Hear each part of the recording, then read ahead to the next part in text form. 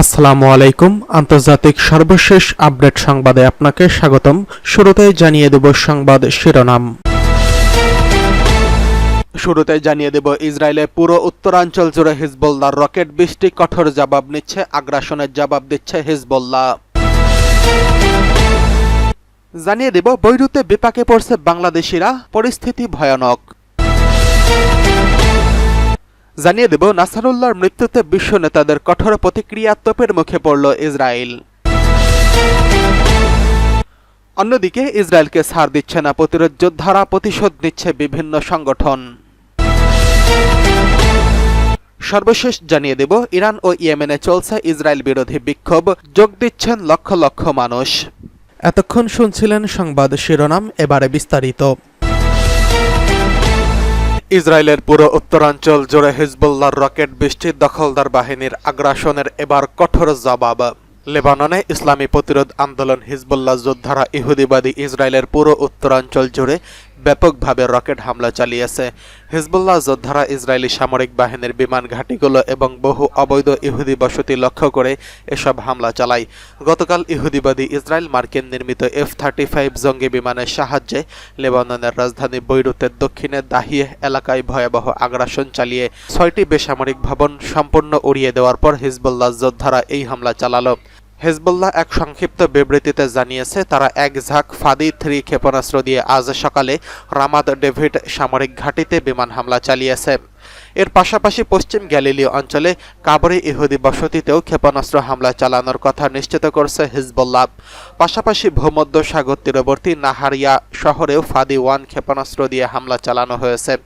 Israeli গণমাধ্যম জানিয়েছে, Hezbollah শুক্রবার রাতে প্রায় 75টি রকেট ছুড়ছে। এর মধ্যে ইসরায়েল সাফেদ শহরে অন্তত 30টি রকেট আঘাত হানে। এতে শহরের কয়েকটি এলাকায় বড় রকমের ক্ষয়ক্ষতি হয়েছে বলে ইসরায়েলি বাহিনী স্বীকার করেছে। এদিকে বৈরুতে বিপাকে পড়ছে বাংলাদেশিরা, দ্রুত সরে যাওয়ার পরামর্শ। গাজার পর এবার লেবাননের সর্বশক্তি নিয়ে হামলা করতে শুরু করেছে ইসরায়েল। এর ফলে বিপজ্জনক এলাকায় পরিণত হয়েছে দক্ষিণ বৈরুত। চলমান পরিস্থিতিতে জানমালের নিরাপত্তায় সেখান থেকে বাংলাদেশিদের বিলম্বে সরে যাওয়ার পরামর্শ দেওয়া হয়েছে। শুক্রবার রাতে এক বিজ্ঞপ্তিতে এই কথা জানায় বৈরুতে অবস্থিত বাংলাদেশি দূতাবাস। বিজ্ঞপ্তিতে বাংলাদেশিদের বৈরুতের উত্তরে অথবা অন্য কোনো নিরাপদ এলাকায় অবস্থান নেওয়ার পরামর্শ দেওয়া হয়েছে। বিজ্ঞপ্তিতে বলা হয়েছে, গেল 5 দিন ধরে দক্ষিণ বৈরুতের কিছু এলাকায় ক্রমাগত বিমান হামলা চালানো হচ্ছে। আক্রমণ দেখে বোঝা যাচ্ছে দক্ষিণাঞ্চলীয় দাহি এবং এর কাছাকাছি এলাকায় থাকা অত্যন্ত বিপজ্জনক। এই অবস্থায় যেসব প্রবাসী বাংলাদেশি এখনও সেখানে রয়েছেন, জানমালের নিরাপত্তায় তাদের দ্রুত ওই এলাকা ত্যাগ করতে হবে। গত সোমবার থেকে লেবাননে ব্যাপক বিমান হামলা চালাচ্ছে ইসরায়েল। শিয়াপন্থী গেরিলা গোষ্ঠী হিজবুল্লাহ এই হামলার লক্ষ্য হলেও এখন পর্যন্ত কমপক্ষে 700 জনের মৃত্যুর খবর নিশ্চিত হওয়া গেছে। অন্যদিকে গাজায় ইসরায়েলি সেনা অভিযানে নিহত হয়েছেন 41,500-এরও বেশি ফিলিস্তিনি, আহতদের সংখ্যা ছুঁই। এদিকে নাসারুল্লাহর মৃত্যুতে বিশ্ব নেতাদের কঠোর প্রতিক্রিয়া, তোপের মুখে পড়ছে ইসরায়েল। ইসরায়েলি হামলায় গত শুক্রবার নিহত হয় হিজবুল্লাহর প্রধান হাসান নাসারুল্লাহ। এই হামলাকে ন্যায় বিচারমূলক পদক্ষেপ বলে মন্তব্য করেছেন প্রেসিডেন্ট জো বাইডেন। নাসারুল্লাহর মৃত্যুতে কয়েকটি দেশের সরকার, গোষ্ঠী এবং রাজনীতিবিদেরা শোক প্রকাশ করেছেন। কেউ কেউ আশঙ্কা প্রকাশ করেছেন এই হামলার ফলে মধ্যপ্রাচ্য জুড়ে অস্থিতিশীলতা আরও ছড়িয়ে পড়বে। মার্কিন প্রেসিডেন্ট বাইডেন বলেন, নাসারুল্লাহর হাতে যুক্তরাষ্ট্র, ইসরায়েল এবং লেবাননে হাজার হাজার মানুষ মারা গেছেন। হিজবুল্লাহ, হামাস, ইয়েমেনের হুতি এবং ইরানের সমর্থনপুষ্ট অন্যান্য সন্ত্রাসী গোষ্ঠীর হামলা থেকে ইসরায়েলের আত্মরক্ষার অধিকার আছে। সেই অধিকারে যুক্তরাষ্ট্রের পূর্ণ সমর্থন থাকার কথাটি আবারও জোর দিয়ে উল্লেখ করেছেন জো বাইডেন। বিবৃতিতে হিজবুল্লাহ নাসারুল্লাহর মৃত্যুর খবর নিশ্চিত করে জানায়, তিনি সংগঠনের অমর শহীদদের সঙ্গে যোগ দিয়েছেন। হিজবুল্লাহ তাদের লড়াই চালিয়ে যাওয়ার ঘোষণা দিয়েছেন এবং গাজার সমর্থনে লেবাননের প্রতিরক্ষায় প্রতিজ্ঞাবদ্ধ থাকার কথা বলছেন। ইসরায়েলের জেনারেল স্টাফ প্রধান হার্জি হাবেলি বলছেন, নাসারুল্লাহ ইসরায়েলের ধ্বংস কামনা করছিলেন, কিন্তু ইসরায়েল তাকে মুছে দিয়েছে এবং দিন দিন আরও বেশি শক্তিশালী হচ্ছে। তার মৃত্যুকে ইসরায়েল একটি বড় সাফল্য হিসেবে দেখছেন। নাসারুল্লাহর মৃত্যুতে শোক জানিয়েছেন লেবাননের প্রভাবশালী রাজনীতিবিদেরা। লেবাননের সাবেক প্রেসিডেন্ট মিশেল আউন বলেছেন, ইসরায়েলে চলমান আগ্রাসন দেশের পরিস্থিতিকে আরও ভয়ঙ্কর করে তুলছে এবং এই সময় জাতির সংহতি অত্যন্ত জরুরি।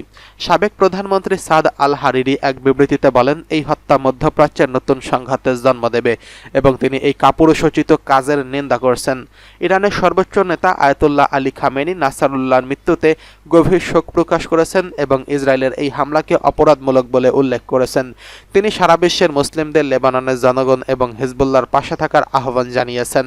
ইরানের প্রেসিডেন্ট মাসুদ পেজেশকিয়ান এক বিবৃতিতে বলেছেন, নাসারুল্লাহ শাহাদাত প্রতিরোধক হিসেবে আরও শক্তিশালী করবে।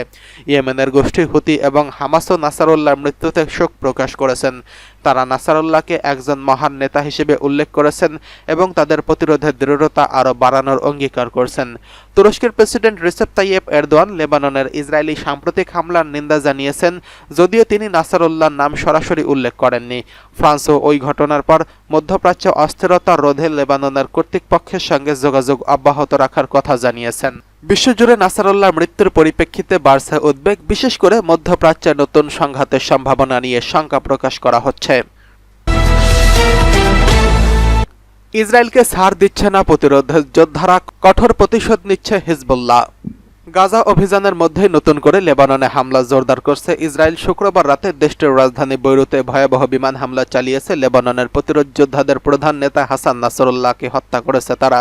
জবাবে ইসরায়েলের রামাত ডেভিড বিমান ঘাঁটি এবং পশ্চিমের আল জলিল অঞ্চলের কাবরি বসতিতে ভয়াবহ হামলা চালিয়েছে প্রতিরোধ যোদ্ধারা।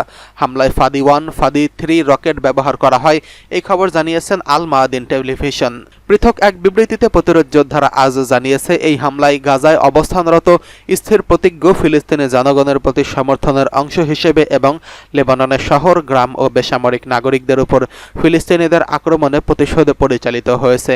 দক্ষিণ লেবাননের আল মায়াদিনের সংবাদদাতা নিশ্চিত করেছেন যে লেবানন থেকে দখলকৃত উত্তর ফিলিস্তিনিদের দিকে একাধিক রকেট ছোড়া হয়েছে এবং উত্তরের বিভিন্ন বসতিতে সাইরেন বেজে উঠেছে।